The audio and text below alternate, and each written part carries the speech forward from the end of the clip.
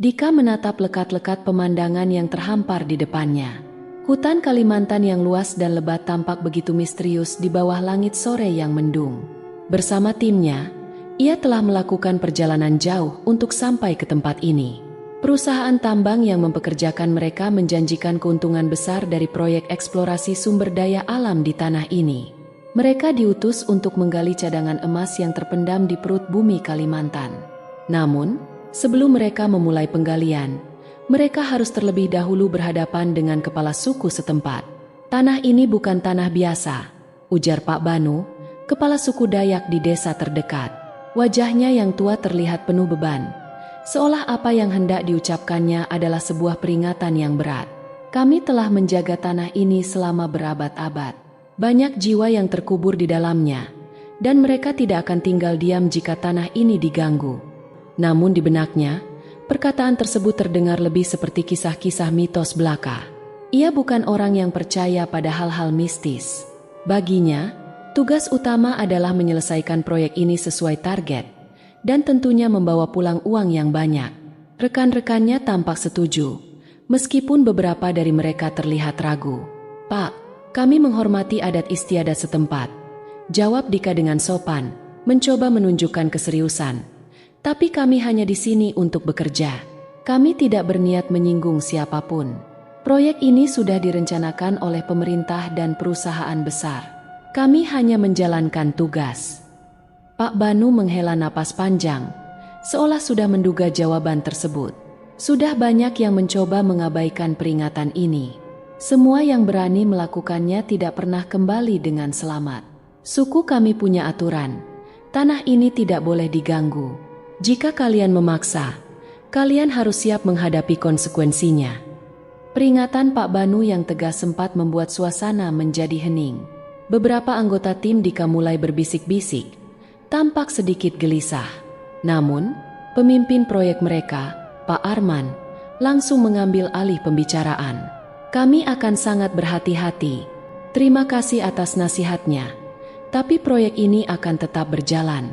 Semoga semuanya bisa berjalan lancar." Dengan itu, pertemuan dengan kepala suku berakhir. Dika dan timnya kembali ke kamp sementara mereka yang berada di dekat lokasi penggalian. Meski suasana tampak tenang, ada sesuatu yang ganjil di udara. Hutan ini seolah mengintai mereka, diam-diam memperhatikan setiap gerakan yang mereka lakukan. Malam pertama di kamp terasa sangat mencekam. Beberapa anggota tim merasa tak nyaman, tapi Dika berusaha menenangkan mereka.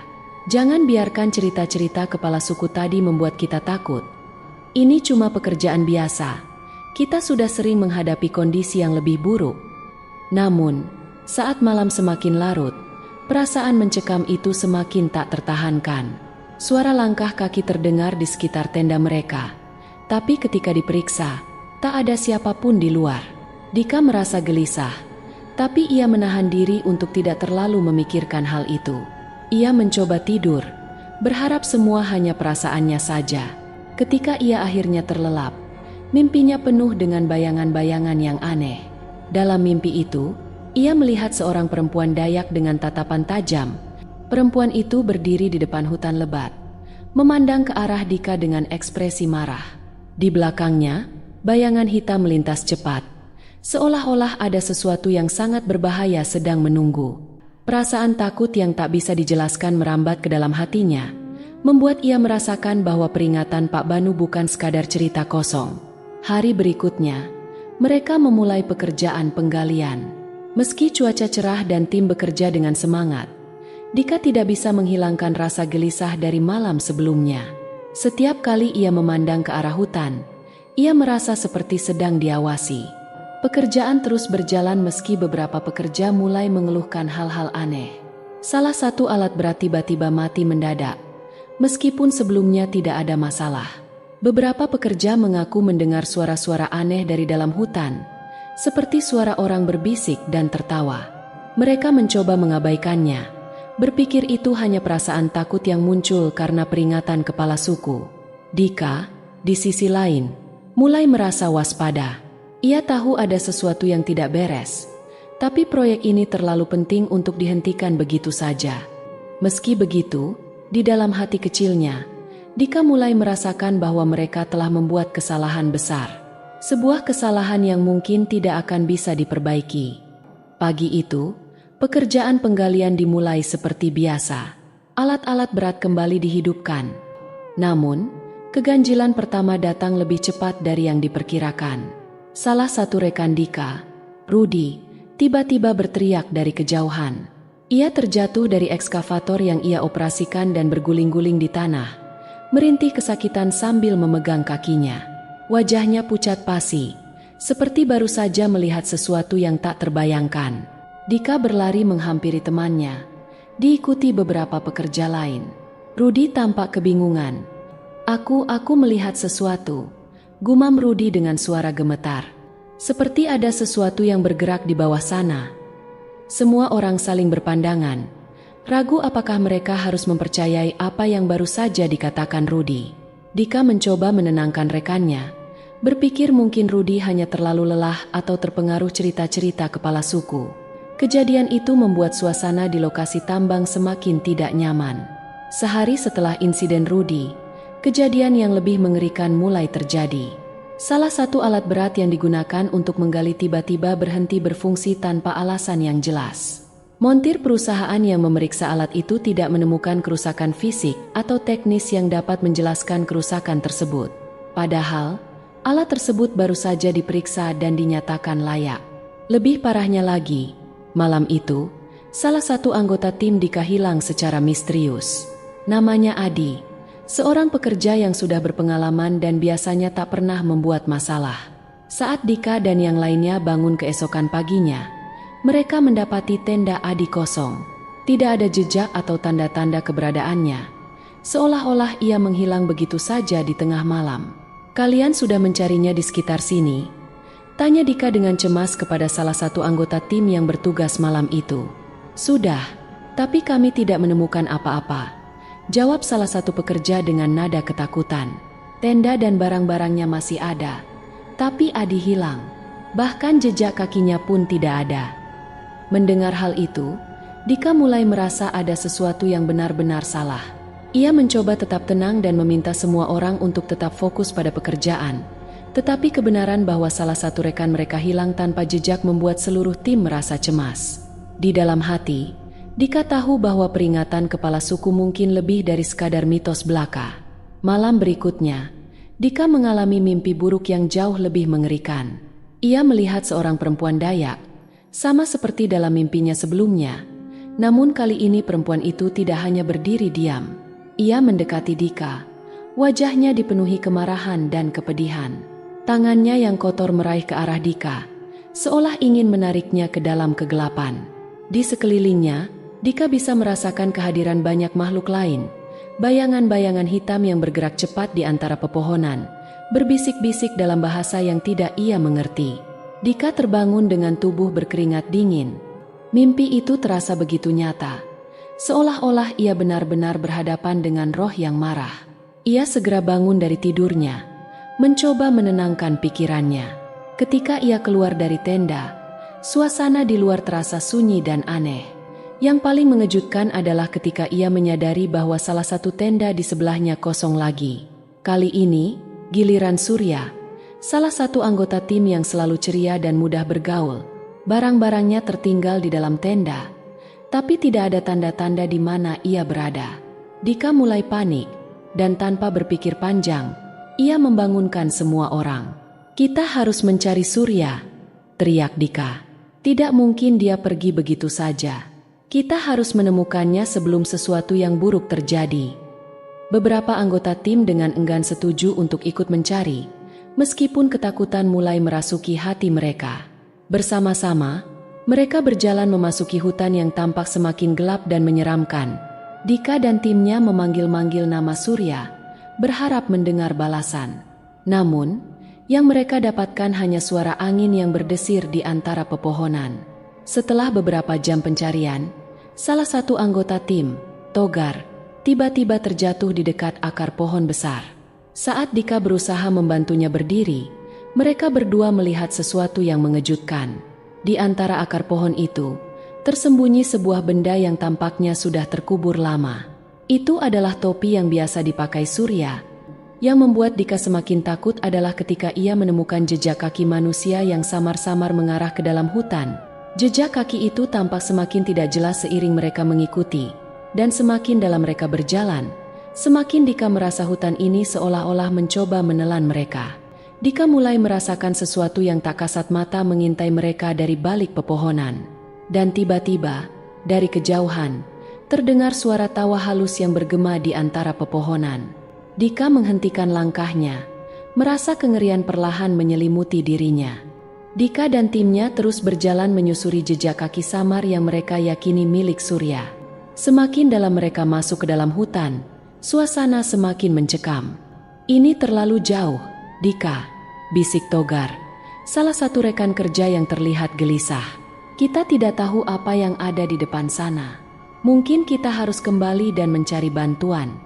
Saat mereka terus berjalan, salah satu dari tim tiba-tiba berhenti dan menatap ke dalam kegelapan di antara pepohonan. Wajahnya pucat, matanya tampak bingung dan ketakutan. "Kalian lihat itu?" tanya Yanto dengan suara serak. "Di sana ada sesuatu yang bergerak." Semua orang memandang ke arah yang ditunjuk Yanto, namun tidak ada yang bisa melihat apa-apa. Tak lama kemudian, Dika pun merasakan kehadiran sesuatu. Ia melihat sosok samar, dengan tubuh yang tampak seperti manusia namun aneh, gerakannya cepat dan tidak alami. Sosok yang mereka lihat bukanlah manusia biasa, dan pasti bukan binatang. Ada sesuatu yang lebih tua, lebih purba, mengawasi mereka dari kegelapan hutan ini. Mereka melanjutkan perjalanan dengan hati-hati, namun semakin lama, suasana menjadi semakin menyeramkan. Sekali lagi, suara-suara ganjil mulai terdengar dari sekeliling mereka. Bisikan pelan, tawa samar, dan bunyi langkah kaki yang mengikut di belakang mereka. Setiap kali mereka berbalik, tak ada apapun di sana. Ketegangan semakin meningkat saat mereka tiba di sebuah area terbuka kecil, di mana tanah tampak berbeda, seperti bekas terbakar. Di tengah area itu, mereka menemukan sesuatu yang membuat darah Dika membeku. Sebuah tanda ukiran aneh di tanah, membentuk lingkaran dengan simbol-simbol yang tidak mereka kenali. "Apa ini?" bisik Yanto ketakutan. Suaranya bergetar. "Saya pernah dengar cerita tentang ini," jawab Togar dengan lirih. "Ini adalah tanda dari penjaga hutan. Orang Dayak bilang, kalau kita menemui ini di hutan, artinya kita sudah melangkah terlalu jauh. Kita harus kembali sekarang." Sebelum mereka bisa memutuskan untuk mundur, Dika mendengar sesuatu yang membuat jantungnya hampir berhenti berdetak. Suara langkah kaki di belakang mereka semakin dekat. Mereka semua membeku, saling memandang dengan mata yang terbelalak ketakutan. Langkah kaki itu tidak terdengar seperti manusia. Berat, namun cepat. Seperti sesuatu yang sangat besar bergerak mendekati mereka. Dika memberanikan diri menoleh ke arah asal suara, dan saat itulah ia melihatnya. Sosok hitam besar, tinggi lebih dari 2 meter. Tubuhnya menyerupai manusia namun dengan kulit hitam legam. Rambut panjang kusut menutupi sebagian besar wajahnya. Matanya menyala merah. Sosok itu hanya berdiri diam, mengamati mereka dengan tatapan tajam, seolah menilai langkah selanjutnya. "Kita harus pergi," teriak Yanto, mulai melangkah mundur. Namun, sebelum mereka sempat berlari, sosok itu bergerak cepat. Jauh lebih cepat dari yang seharusnya mungkin untuk makhluk sebesar itu. Ia berlari ke arah mereka dengan kecepatan yang mengerikan. Dalam sekejap, sosok itu sudah berada di hadapan Togar, mengayunkan tangannya yang besar dan kasar ke arah tubuhnya. Togar terlempar beberapa meter ke belakang. Tubuhnya menabrak pohon besar dengan suara keras. Ia jatuh tak bergerak, dan darah mengalir dari kepalanya. Yanto menjerit ketakutan dan langsung berlari tanpa melihat ke belakang. Dika, yang masih terpaku oleh rasa takut, mencoba berpikir jernih, namun tubuhnya menolak untuk bergerak. Sosok itu menatap Dika sebentar. Matanya memancarkan kebencian yang mendalam. Sebelum Dika bisa bereaksi lebih lanjut, makhluk itu menghilang ke dalam kegelapan hutan, seolah menjadi bagian dari bayangan. Dika bergegas menghampiri Togar yang tergeletak di tanah. Yanto, yang sudah berlari lebih dulu, sudah tidak terlihat di mana-mana. Dika hanya bisa berdoa agar ia tidak menemui nasib yang lebih buruk di dalam hutan ini. Ini tidak benar, bisik Dika pada dirinya sendiri. Di dalam hatinya, Dika tahu bahwa mereka telah membangkitkan sesuatu yang tidak seharusnya diganggu. Kutukan yang diperingatkan oleh suku Dayak ternyata benar adanya. Makhluk-makhluk penjaga hutan sudah mulai menunjukkan diri, dan mereka tidak akan berhenti sampai para penyusup ini dihabisi. Dengan segala ketakutan yang melingkupi dirinya, Dika tahu hanya ada satu cara untuk selamat. Menemukan cara untuk meminta maaf pada penjaga hutan ini sebelum semuanya terlambat. Dika, dengan napas tersengal-sengal, akhirnya berhasil menyeret tubuh Togar kembali ke tenda utama. Kondisinya semakin memburuk, wajahnya pucat, dan darah yang mengalir dari kepalanya tak kunjung berhenti. Rekan-rekan yang tersisa menatap Dika dengan campuran kebingungan dan ketakutan, namun tak ada yang berbicara. Keheningan mereka seolah menjadi bukti bahwa semua orang kini memahami satu hal: mereka tidak sendirian di hutan ini.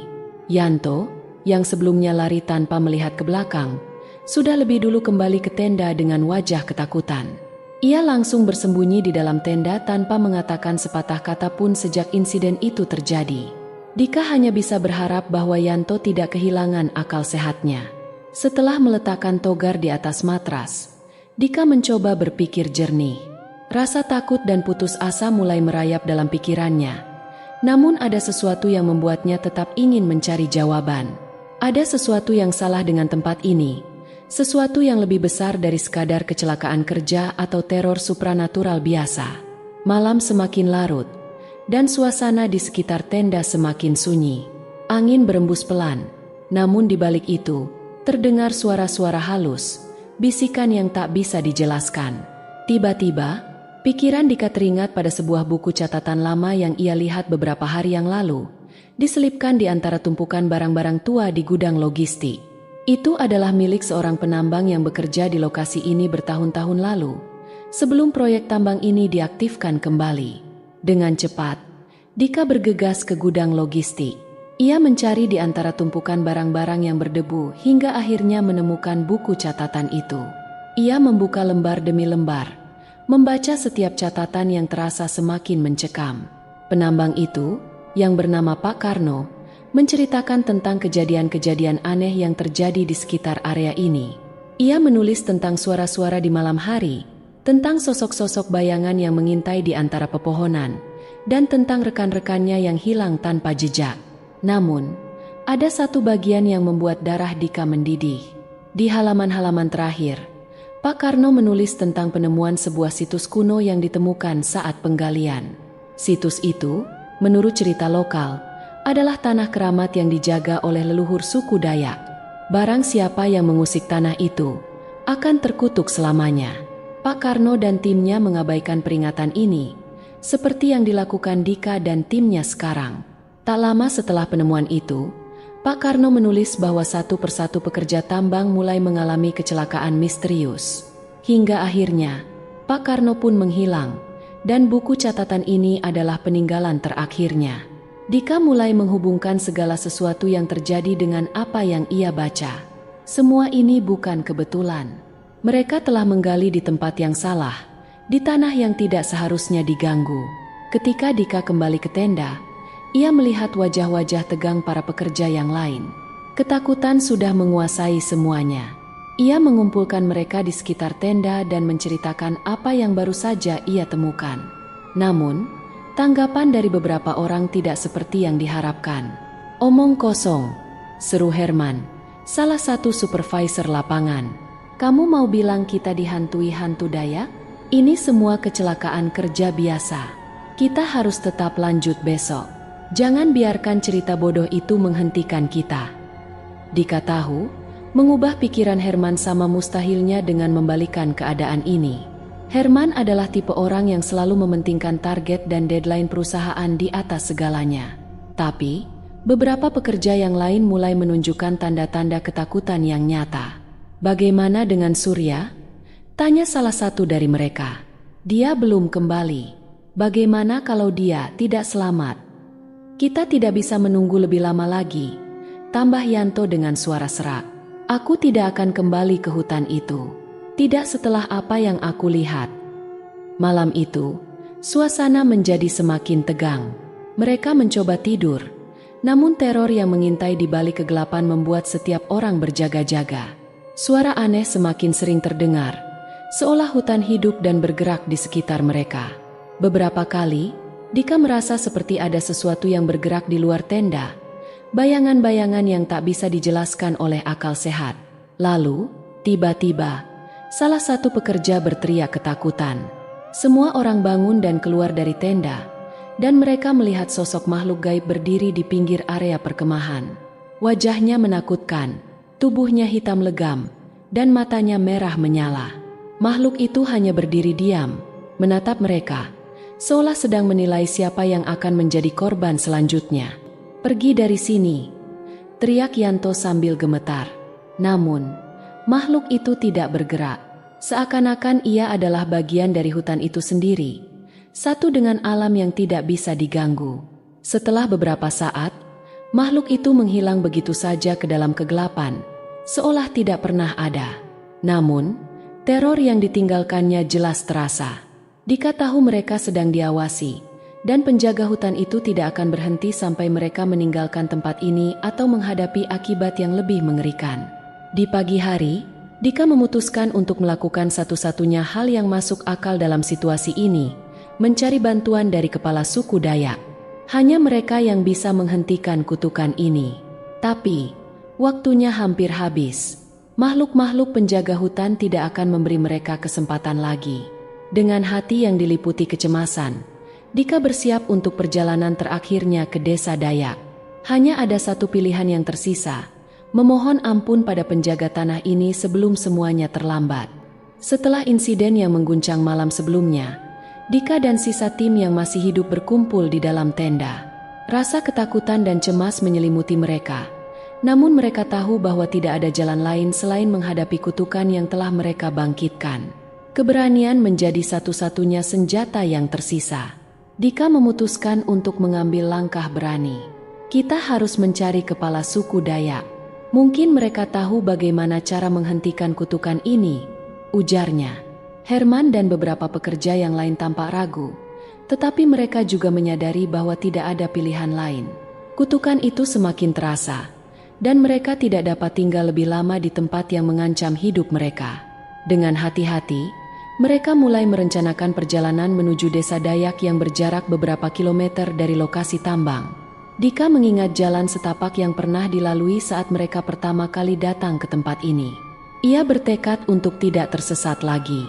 Kekuatan dari dalam dirinya memandu langkahnya, meskipun ketakutan masih mengintai di benaknya. Dalam perjalanan, hutan semakin terasa menakutkan. Setiap suara, setiap gerakan, seolah ada yang mengawasi mereka.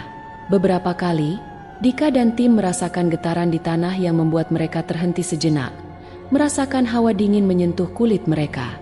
Rasa cemas semakin mendalam ketika mereka melihat bayangan-bayangan samar di antara pepohonan, seolah makhluk-makhluk gaib itu tidak mau melepaskan mereka pergi. Ketika mereka sampai di sebuah sungai kecil yang harus dilalui, Dika merasakan ketegangan meningkat. Tiba-tiba, salah satu anggota tim, Rahmat, mulai berperilaku aneh. Ia terdiam, matanya menatap kosong ke arah hutan. "Ada sesuatu yang datang," ucapnya dengan suara bergetar. Dika merasa ada yang tidak beres dan berusaha menggoyangkan Rahmat dari keadaan heningnya. Namun, sebelum Dika sempat berbuat lebih, Rahmat berteriak keras, "Pergi, pergi dari sini!" Tiba-tiba, ia berlari ke arah hutan, seolah terpesona oleh sesuatu yang tidak terlihat. Rahmat menghilang di balik pepohonan, dan ketakutan merayapi Dika. Mereka tidak bisa membiarkan satu lagi anggota tim hilang. Dengan segera, Dika bersama Herman dan Yanto mengejar Rahmat. Perlahan-lahan, hutan terasa semakin memaksa mereka, dengan suara-suara aneh dan bayangan yang berkelebat. Dika berusaha fokus, berharap menemukan Rahmat sebelum terlambat. Dalam pencarian mereka, Dika melihat sosok-sosok dengan mata merah menyala, mengawasi dari jauh. Sosok-sosok itu tampak bergerak, semakin mendekat, dan Dika merasakan ketegangan yang semakin meningkat. Ketika Dika dan yang lainnya berhasil menemukan Rahmat, mereka melihatnya terjatuh di tanah, bergetar seolah dirasuki oleh sesuatu yang tidak terlihat. Saat itu, makhluk-makhluk gaib mulai muncul, mengelilingi mereka, dengan suara mendesis yang menakutkan. Dalam situasi ini, satu-satunya cara untuk melawan kutukan adalah dengan memohon ampun kepada arwah-arwah yang menjaga tanah ini. Dika tahu bahwa mereka harus mengakui kesalahan mereka dan memperbaiki kerusakan yang telah mereka buat. Dika berdoa dalam hati, berharap bahwa arwah tersebut akan mendengarnya. Kami tidak bermaksud merusak tanah ini. Kami minta maaf, teriaknya dengan segenap jiwa. Namun, suara desisan itu semakin keras, seolah menantang mereka. Dika merasa ada getaran di tanah, seakan-akan makhluk-makhluk itu mulai beraksi. Tanpa peringatan, salah satu makhluk melompat ke arah mereka, tetapi Dika dan yang lainnya cepat berlari menjauh. Dalam pelarian mereka, Dika berusaha mencari jalan untuk menyelamatkan Rahmat yang masih terkapar di tanah. Ia menarik Rahmat dan berusaha membawanya pergi dari tempat itu. Semua menjadi semakin kacau, dan Dika merasa putus asa. Ia harus menemukan kepala suku, satu-satunya orang yang dapat memberikan jawaban. Dengan jantung berdegup kencang dan napas tak teratur, Dika memimpin kelompok itu keluar dari hutan, bertekad untuk tidak menyerah. Mereka mulai menyusuri jalan kembali, berdoa agar bisa menemukan jalan menuju desa Dayak sebelum terlambat. Hanya ada satu harapan, mereka harus menemukan kepala suku dan mendapatkan bantuan sebelum kutukan itu menghabisi mereka semua. Setelah melewati berbagai rintangan dan ketakutan, Dika dan sisa tim akhirnya tiba di desa suku Dayak. Mereka disambut oleh beberapa penduduk yang terkejut melihat kondisi Dika dan rekan-rekannya. Dengan napas terengah-engah, Dika segera mencari kepala suku, berharap mendapatkan pertolongan yang mereka butuhkan. Kepala suku, seorang lelaki tua dengan tatapan tajam dan bijaksana, segera merasakan kehadiran kutukan yang menyelimuti Dika dan timnya. "Kalian telah melanggar kesucian tanah ini," ucapnya dengan suara berat. "Arwah leluhur marah karena kalian tidak menghormati mereka." Dika menundukkan kepala, merasa bersalah atas apa yang telah mereka lakukan. "Kami tidak tahu. Kami hanya mengikuti perintah perusahaan," ujarnya, suara penuh penyesalan. "Kami memohon ampun. Kami tidak ingin ada lagi yang terluka." Kepala suku menatap Dika dalam-dalam, kemudian berkata, "Satu-satunya cara untuk menghentikan kutukan ini adalah dengan melakukan ritual pengorbanan. Salah satu dari kalian harus menyerahkan diri kepada arwah penjaga hutan sebagai bentuk permohonan maaf." Mereka semua tahu bahwa pengorbanan ini bukanlah hal yang sepele. Dika merasakan beban berat di dadanya.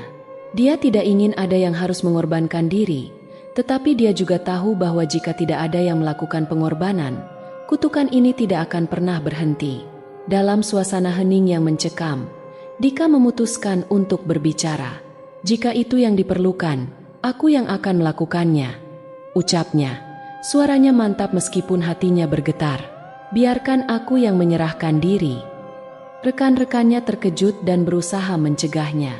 "Kita bisa mencari cara lain," teriak Herman. Tetapi Dika sudah mengambil keputusan. "Kita sudah banyak menyakiti tanah ini. Ini adalah satu-satunya cara untuk menebus kesalahan kita," jawab Dika dengan tegas. Kepala suku menatap Dika, merasakan ketulusan dalam niatnya. "Jika itu pilihanmu, maka kita akan melakukan ritual ini." Malam itu, mereka melakukan ritual di tengah hutan yang dianggap keramat. Api unggun membara, dan Dika berdiri di tengah lingkaran yang dibentuk oleh anggota tim dan penduduk desa. Suasana sangat hikmat, dan Dika merasakan getaran dari tanah di bawah kakinya. Kepala suku mulai mengucapkan mantra dalam bahasa Dayak yang kuno, mengundang arwah penjaga hutan untuk hadir. Dika menutup matanya, berdoa agar pengorbanannya bisa menyelamatkan teman-temannya. Ketika mantra diucapkan, angin kencang berhembus, seolah-olah hutan itu hidup dan merespons ritual yang dilakukan. Tiba-tiba, makhluk-makhluk gaib mulai muncul dari kegelapan, sosok-sosok dengan mata merah menyala. Mereka melangkah mendekati Dika, yang merasakan ketakutan meliputi dirinya. Namun, ia tetap berdiri tegak. "Aku datang untuk meminta maaf," ucapnya dengan suara bergetar. "Aku rela mengorbankan diriku demi menghentikan kutukan ini." Makhluk-makhluk itu seolah memahami niat Dika. Mereka berhenti di hadapannya. Dika bisa merasakan ada sesuatu yang mengalir di antara mereka. Sebuah energi yang menghubungkan hidup dan mati. Dalam hening yang mencekam, Dika merasa seolah arwah-arwah tersebut sedang menilai jiwanya. Dengan satu gerakan, makhluk yang tampak sebagai pemimpin dari mereka melangkah maju, dan Dika tahu inilah saatnya.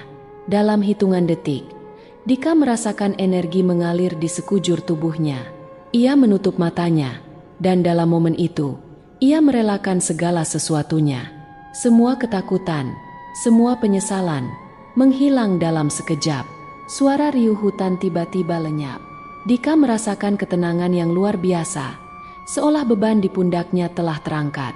Dalam keadaan setengah sadar, Dika mendengar suara kepala suku mengucapkan kalimat penutup ritual, mengakhiri semua kutukan yang telah membebani mereka. Ketika Dika membuka matanya, semua makhluk gaib itu sudah menghilang, dan suasana hutan kembali tenang. Dika merasa kehadiran sesuatu yang hangat mengelilinginya, seolah arwah-arwah tersebut telah memaafkannya. Ia merasakan jiwanya melayang, menyatu dengan alam. Dika mengorbankan dirinya untuk menyelamatkan teman-temannya, dan dengan pengorbanan itu, hutan yang sakral kembali pulih.